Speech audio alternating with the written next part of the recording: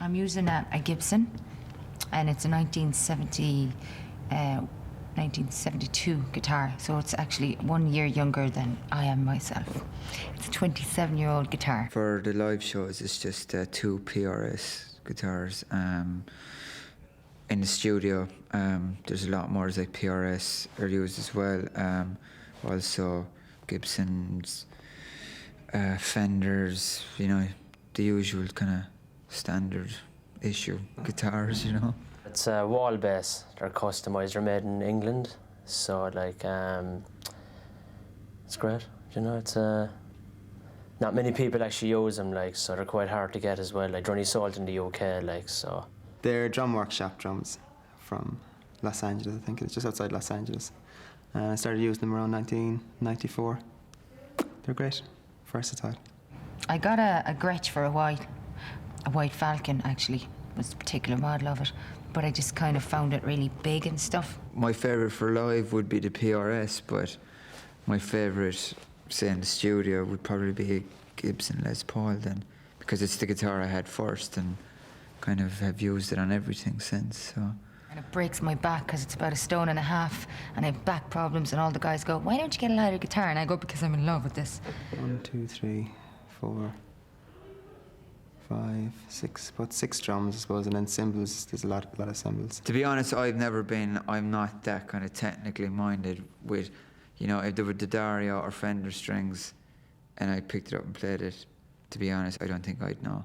I know, like, the gauges, you know, there's 10s and 12s, like, it does feel different that way. But at the end of the day, string's a string. 1, 2, 3, 4, 5, 6, 7, 8, 9 cymbals. What I use is, I guess overall, there's a unit called a Bradshaw, and it's like a master control unit, and it's hooked up to a lot of pedals. There's Boss and Dodd, and, you know, there's racks of like Roland gear and Yamaha, and, you know, it just goes on and on. There's like all this stuff that I've just kind of gathered over years. And instead of having it all in front of me and kind of done a dance for most of the show, I just use this Bradshaw unit that controls it all with 1 or 2 pedals, and it just makes it easier for me. Well, I have a habit of buying some and just leaving them in a corner and never using them again, like, trying to get a different sound, but it never works. I always go back to the old one, like, because the time like when I was in the studio, I bought about 4 or 5 different basses, Music Man, Fenders and stuff, and we went through them all to get a sound, and we ended up going back to the wall again each time, like, you know, so we never ended up using anything else. So I just stick to that from now on. I give up buying new ones, like, you know. Try not to get too carried away, because you can do that as well, and just have shit everywhere, like, you know. It's a bit of a waste of time. You're just putting it there for the sake of it. So I use everything that I have up there, like I wouldn't have it up there otherwise. I play a Steinway, my darling, of course. How couldst I not have placed thy Steinest waist? I'm really slagging. No, I got a Steinway from my management company for my birthday about 4 years ago. That was when I was a big star. But I suppose I must have been about 16, I suppose, 16, 17 or something like that, like, you know, so, he just, like, Ferg, like, got the drums first. He was the first to start playing, like, and then I decided to get a bass. I was 17, I think, when I started, yeah, 17. It's kind of late in life, all right. But the lads are the same. They didn't know the mic. We were kind of talking about it for a long time. Then I got a drum kit for Christmas when I was 17, and but a couple of months after, they got their guitars and that, so we were late starters. I more or less learned to play the guitar the day I joined the band. I came home, my parents had bought me one because Mike was playing bass at that point, and Ferg was playing drums, and they used to kind of mess around together, and I just kind of hung around with them, and I got a guitar, and with not much interest, just started playing. There wasn't any actually kind of big reason, like, no, because we've always talked about, like, we're starting a band and stuff. We kind of picked our instruments. It wasn't like we had an interest in it or something at the time. So we said, sure, like, I might as well play the bass, like, and Noel said he'd get a guitar then. And Ferg was on the drums at the time, so that was it. guitar is a lot easier than piano. And the way I play it is I just use it as a backup to my vocals. It's just all chords and stuff, you know. I do the odd little line, you know, a little solo, woo, you know. but but I'm not that great. I'm not like Rory Gallagher or anything like that, you know. Mike was interested in playing the drums as well, but I got my kit first. So he said, "Oh, what I play now? Bass, okay." So he went off and got a bass. First song was, I think it was House of the Rising Sun, actually. The guy went to, the guy that taught me, like, he was into all that kind of stuff. So he plays this song then, like, and I was there, right, like, it's a simple enough one, like, so I think that was the first. So you took lessons? And I went back in then to meet the lads when I was playing it inside, like, and stuff. And Ferg was getting the beat to it and stuff, so we thought we were great then, like. And the reason we started writing our own songs is because I didn't know how to play anything else. You know, honestly, that's it, like, just total fluke. The worst part of touring would be packing suitcases. I absolutely detest it. Don't you have a man Have to who's pack a- another suitcase. Kick the crap. All of my suitcases are broken because I kicked them too much, sorry. Flying, I hate flying. I don't like that at all, like. I just can't get with that at all, I can't, like, you know. So that's what I really hate. The lads all, like will have a slag off me as well in the plane. Bit of turbulence and I'm pinned onto the seat, like, and they're all roaring laughing at me, like.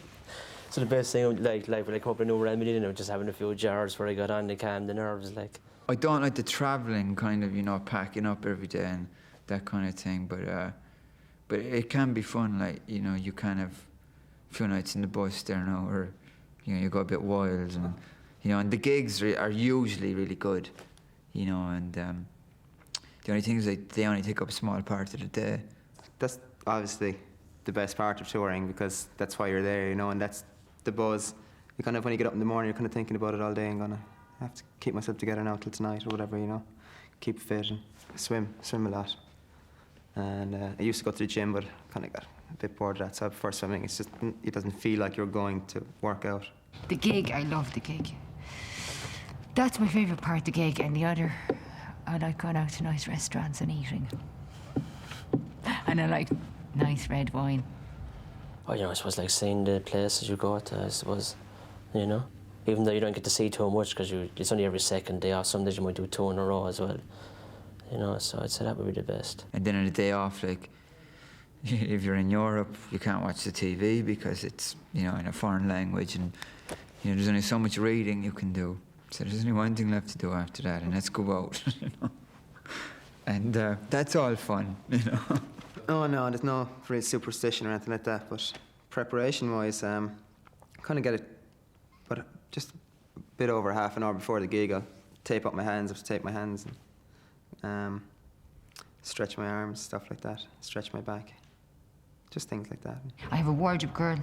She gives me massages before the show, and she kind of goes to the dressing room and sets it up during the day and takes out the clothes.